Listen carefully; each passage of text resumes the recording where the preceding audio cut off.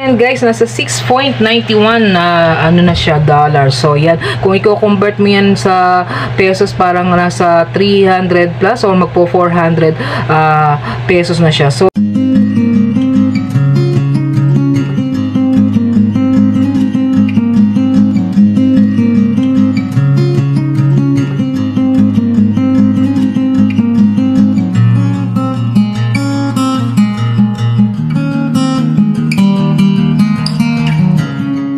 guys, welcome po ulit sa aking channel. This Dean Malakay po. Simplify Happiness, simpleng buhay, buhay na walang arte, less stress. Join me guys sa aking simpleng vlog for today sa magandang buhay po sa ating lahat.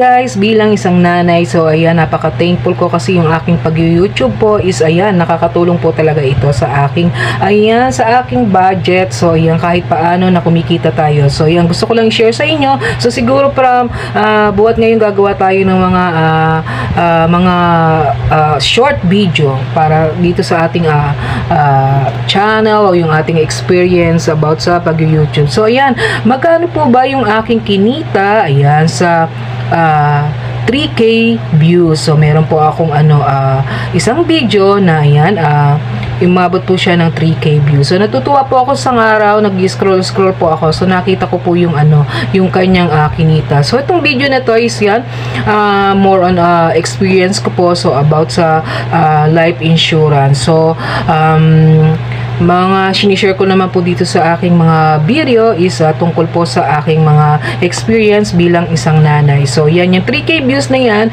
So guys, hindi po pare-parehas. Meron po kasi ako dating actually itong video na to is last week is nasa 2K ang views lang niya. So yan, 2K yung kanyang views guys. Kamukha po siya ng isang video ko na ginawa na may 2K views din. So ang kanilang revenue is different po. So pero the same, parang halos the same yung kanyang analytics. So yun. So yung kanyang yan, yung aking views pa rin is tumataas. Yung kanyang reach is tumataas pa rin po. Yung impression click is maganda po. So ayan, ang total na po niyan earning, again hindi po pare-pareha. So depende po yan doon sa sa analytic. Kaya ko lang to sinishare kasi na buksan ko nga. Ayan, umabot na po siya ng ayan, $6.9.